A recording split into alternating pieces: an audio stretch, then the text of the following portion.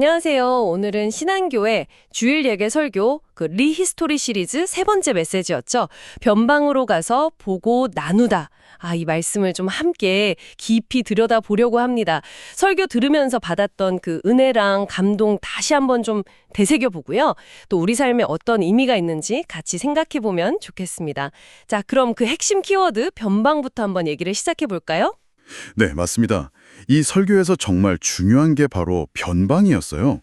이게 그냥 지도상이었던 외곽 지역, 이런 걸 넘어서는 개념이잖아요. 네네. 우리가 보통 여기는 안전하다, 익숙하다 느끼는 그 중심과는 좀 다른 곳. 오히려 하나님께서 뭔가 예상치 못한 방식으로 새 일을 딱 시작하시는 그런 가능성의 공간, 이렇게 변방을 이야기하고 있더라고요. 중심의 안정성 너머에 있는 어떤 새로운 역동성. 설교에서 나온 첫 번째 행동 원리가 바로 변방으로 가라. 고였어요. 그 빌립 집사 이야기 나왔잖아요. 네, 맞아요. 잘 되고 있었죠. 근데 하나님께서 갑자기 광야로 가라고, 또 다른 변방으로 가라고 명령하시는 장면. 이게 참 인상 깊었어요. 아브라함 부르실 때처럼요. 네, 하나님께서 종종 우리가 이렇게 좀 안주하려고 할 때 거기서 떠나서 낯선 곳으로 우리를 부르신다는 거죠. 네. 설교에서 그 일본 가고시마 옛날 사스마번 이야기도 나왔잖아요. 네네. 흥미로웠어요. 그 쇄국 정책 속에서도 막 청년들 교육하고 서양 문물 받아들일 준비를 했던 곳. 거기가 변방이었지만 변화의 시작점이 될 수 있었다는 거. 이게 참 중요한 포인트 같아요. 그렇군요. 그럼 변방으로 가라는 건 결국 익숙함을 떠나라는 부르심으로 이해할 수 있겠네요. 네, 그런 맥락이죠. 그리고 설교에서는 하나님이 한 곳이 이제 복음의 중심지처럼 딱 안정되면 거기에 그냥 머무르시는 게 아니라 또 다른 변방을 향해서 시선을 돌리시는 경향이 있다. 이런 통찰도 있었어요. 이게 바로 설교에서 말하는 선교적 삶의 본질일 수 있다는 거죠. 선교적 삶이요? 네, 단순히 복음 전파 이걸 넘어서서 하나님께서 새 일을 행하시는 그 낯선 변방을 향해 계속해서 나아가려는 그런 삶의 태도. 때로는 핍박이나 아니면 내적인 부담감 혹은 직접적인 명령으로 우리를 그 익숙함에서 이렇게 밀어내시는 거죠. 그럴 때 정말 필요한 게 빌립과 같은 순종, 하나님을 신뢰하는 마음이겠네요. 네, 맞습니다. 그 순종이 있어야 그 다음 단계로 나아갈 수 있는 거겠죠. 자, 그럼 두 번째 원리, 변방에서 보라, C였어요. 변방으로 가야만 비로소 보이는 것들이 있다. 이런 내용이었죠. 그렇죠. 빌립이 그 명령에 순종해서 광야길로 갔기 때문에 에티오피아 내시를 만날 수 있었던 거잖아요. 맞아요. 그 내시는 당시 유대 사회 관점에서 보면 인종적으로나 신체적으로나 또 종교적으로도 완전히 변방의 사람이었는데 근데 그에게 하나님을 향한 깊은 갈망이 있었던 거죠. 이게 진짜 중요한 포인트 같아요. 중심에서는 잘 안 보이는 것들. 맞습니다. 좀 더 깊이 생각해보면 이건 그냥 겉모습이나 어떤 사회적인 기준 이런 거 넘어 있는 사람들의 그 숨겨진 피로 또 영적인 갈망 이런 걸 발견하라는 의미 같아요.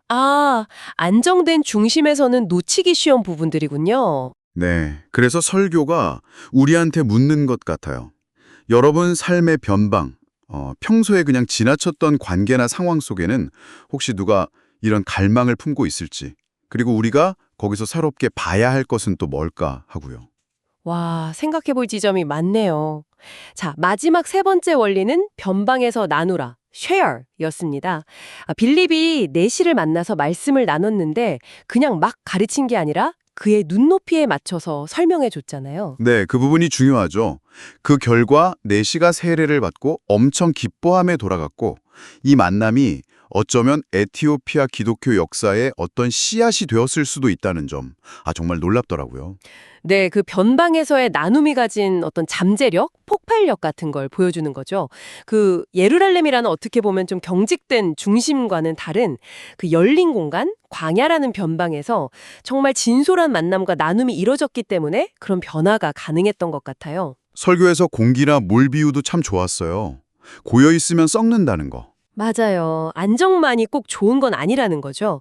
때로는 그 변방과의 만남, 그러니까 좀 다른 것들과의 섞임을 통해서 오히려 우리 개인이나 공동체가 더 건강해지고 새로워질 수 있다는 거예요. 아까 잠깐 언급했던 그 사스마 번외 시스템이나 아니면 교회 안의 소그룹 같은 것도 그런 맥락에서 볼 수 있겠네요. 네, 그렇죠. 서로 다른 배경, 다른 생각을 가진 사람들이 만나서 진솔하게 나누고 서로에게 배울 때 그곳이 바로 건강한 내부의 변방이 될 수 있다는 제안도 참 인상 깊었어요.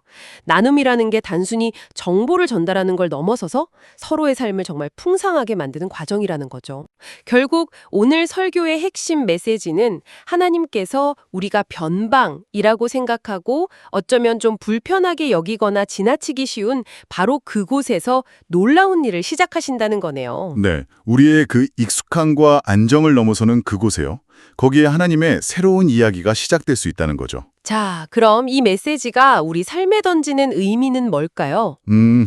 아마 그 변방이 바로 하나님께서 여러분을 통해서 새로운 이야기를 쓰시길 원하는 바로 그 현장일 수 있다. 이걸 기억하면서요, 한 주간 이 질문들을 좀 마음에 품어보시면 어떨까 싶습니다. 네, 어떤 질문들인가요? 첫째는 하나님께서 지금 당신을 부르시는 변방은 어디라고 생각하십니까? 그리고 둘째, 그 변방에서 당신이 새롭게 보아야 할 것은 무엇입니까?